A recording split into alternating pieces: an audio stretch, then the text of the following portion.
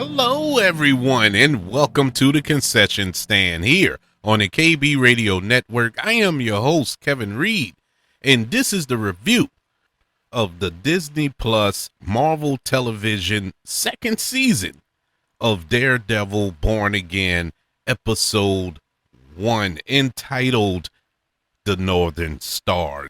The second season sees, no pun intended, blind vigilante Matt Murdock, aka Daredevil, gathering allies to resist Wilson Fisk, aka Kingpin, who is the mayor of New York City, and his Anti-Vigilante Task Force.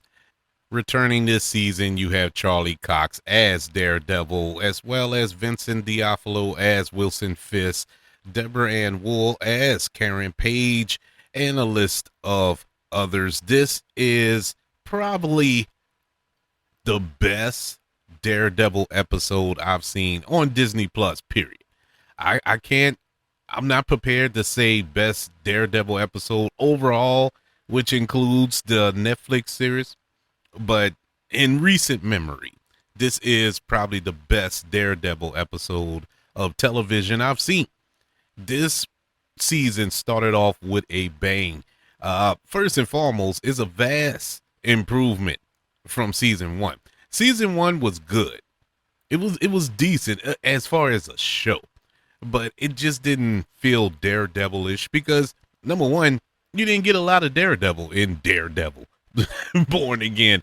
You got a lot of Matt Murdock, don't get me wrong, but not a lot of Daredevil. This season, this episode in particular, they made it known that this is a Daredevil season here. We open the show with Daredevil and we close the episode with Daredevil. And he never looked better than he did on this particular episode. The action sequences was shot very well.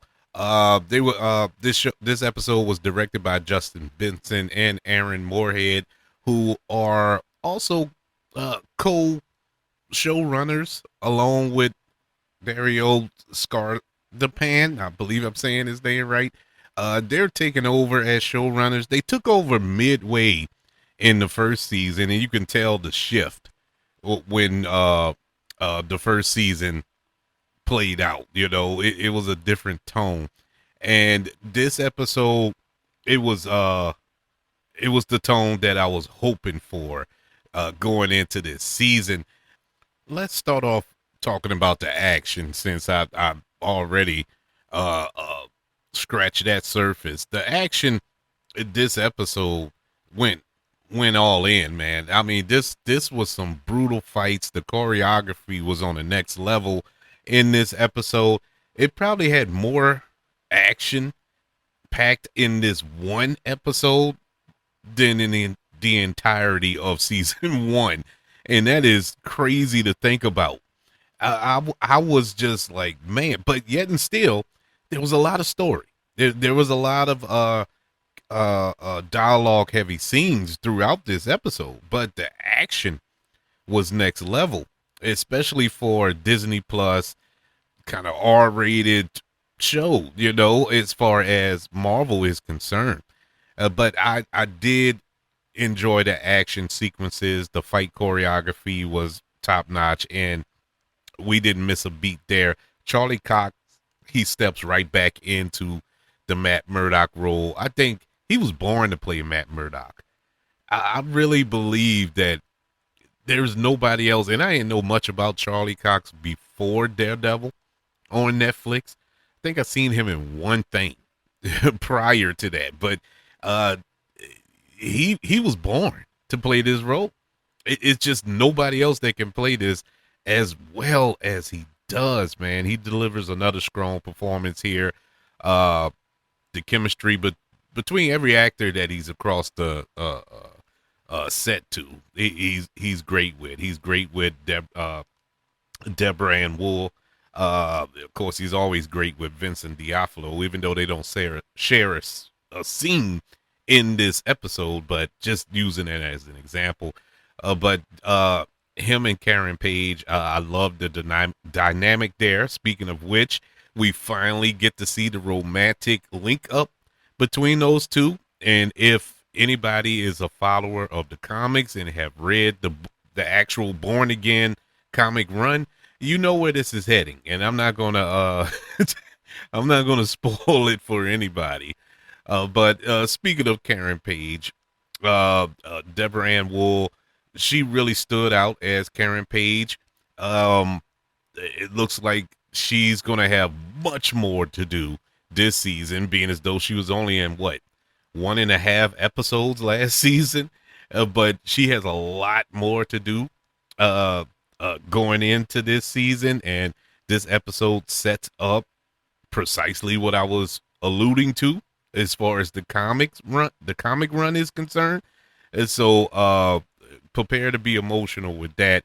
The supporting cast, it gets enough time to shine as well. James Gandolfini's son, what's his name? He's the deputy mayor on the show. It looks like he's found his footing. He started off a little rough last season, but it looked like he's coming within his own now in this role. In this episode, Vincent D'Onofrio, he felt like Kingpin this season. You know, when he got out of that SUV at the beginning of this episode, yeah, he felt like Kingpin. You know, when he was talking and barking orders to his little henchmen, yeah, it felt Kingpin. And dare I say, the character that I hated the most last season, Heather, the psychiatrist, actually liked her in this episode, because it felt like she has a role other than bouncing all over the place like she did in season 1. I'm actually invested in her character now because she's dealing with the trauma of having almost being killed by Muse last season, and we see that she's getting PTSD from that. She's starting to drink a bit, you know, now that she's working for Fisk. She's a little more corrupt. And so there's a lot more to her there that it is interesting. And I'm happy to see that. I was actually enjoying her on screen as opposed to last season. I guess the theme of this episode was improvement. And I'm not trying to poo-poo on the showrunners from season 1, because like I said, season 1 was fine. It was a decent season. It just didn't quite get there. You know, it was something missing. And it looks like the current showrunners know Daredevil, know what it's all about, know what he's all about, and know what this world is. And they're doing a fantastic job so far. Granted, it's only 50 minutes into this season, but man, what an improvement. What an improvement. This was a very exciting episode. I'm happy about it. Happy to see Matthew Lillard in this show, man. Old Stu from Scream, man. It's good to see him in the show. What's his character all about, Mr. Charles? Is there something more sinister? Of course, there's something sinister about him because he's working with Kingpin. But what's really going on there? They're kind of keeping that under wraps for us. We got a quasi Bullseye cameo, you know, at the end of the episode by saving Matt Murdock. Matt Murdock got unmasked by this task force, and they knew who he was. They found out who he was, and all of a sudden, knives come flying into the apartment and killing them all. With one knife falling in front of Matt Murdock that says, "You're welcome," with a bullseye symbol on it. Mwah, beautiful. And that's how the episode went off. But right before that, we see that Cherry was having a heart attack, which was distracting Daredevil. That's how the task force got the upper hand on him. But what's going to be the end result with him? Will he survive or will he pass away? Which would be a big blow to Matt Murdock, because he doesn't have too many alliances that can operate in the normal world, because he's in hiding, him and Karen Page at this time. So that's that adds a level of intrigue to the rest of this season. There's a lot going on. There's a lot that's been set up and a lot that has already happened that is exciting to see. And so one of the things that I'm looking forward to seeing this season is the lead up to Spider-Man Brave New World. Oh, I keep saying that. Spider-Man Brand New Day. Because this is supposed to kind of lead into that. Not necessarily be Spider-Man be a continuation of this story, but let's not forget all this is taking place in New York. Spider-Man is swinging around somewhere in New York while all this is going on. And so some way is going to be linked up. We saw in the Spider-Man trailer that the Hand is in that trailer and Spider-Man is going to be facing off against them. And we know that the Hand are the adversary of Daredevil. So there's a lot there. There's a lot of meat on this bone that this show will have to kind of introduce to us. Now, I'm not relying on this show to set up any grander thing in the MCU, not even Spider-Man. It doesn't even have to be linked up to Spider-Man, but it is interesting that the Hand was heavily featured in that trailer. And, if you look at the color grading, this was another thing I was paying attention to in this episode. A lot of people mention the color grading of the Spider-Man trailer is not as colorful as the previous three films. It's kind of gray and moody. And when you look at Daredevil, especially this episode, it has that same color grade. Is that gray, moody type feel. So there's possibly a link here somewhere. Maybe I'm fishing. Maybe it's hopeful thinking. I don't know.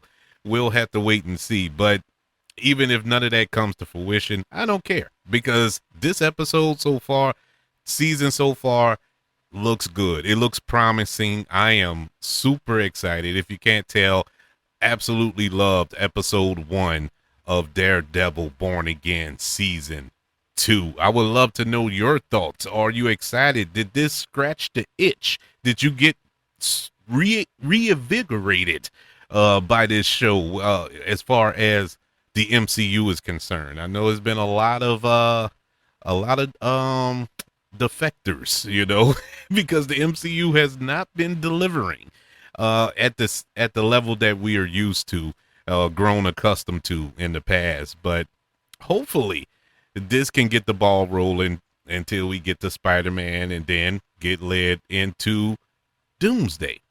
And then in between all that, I don't want to not mention Punisher. Punisher, he's not getting his own show, but he is getting his own special, a 1 hour presentation on Disney Plus. They dropped the poster for that either yesterday or today. I can't remember. I seen it today though. So I think that's in May.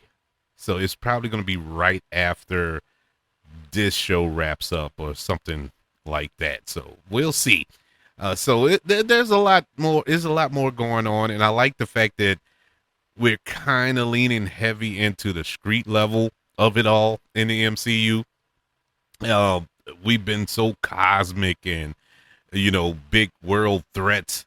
We've grown accustomed to that. But Marvel comics, some of the best comics at street level. With Spider-Man. Spider-Man is mainly street level. Punisher is street level. Daredevil is street level. I want those type. I want to get to that. All the cosmic fighting Thanos and fighting the Kree and the Skrulls and all that good stuff. That's fine. But I want to see some street level violence. But I'm getting it here on Daredevil season 2. I want to know your thoughts. Email the show, kbradiopodcast@gmail.com. You can also search for the show on all social media platforms. Just search for the KB Radio Network. Also, don't forget about YouTube. Subscribe to the KB Radio Network channel and like this video if you don't mind. Don't forget about the 5 stars, the reviews, and sharing this show if you're listening on Apple Podcasts, Spotify, iHeartRadio, wherever you are currently listening to the concession stand here on the KB Radio Network. Everybody, thank you for joining me for the Daredevil Born Again Season 2, Episode 1, which is currently on Disney Plus. Want you all to know that I love you, continue to love everyone, and until we speak again, you all be blessed.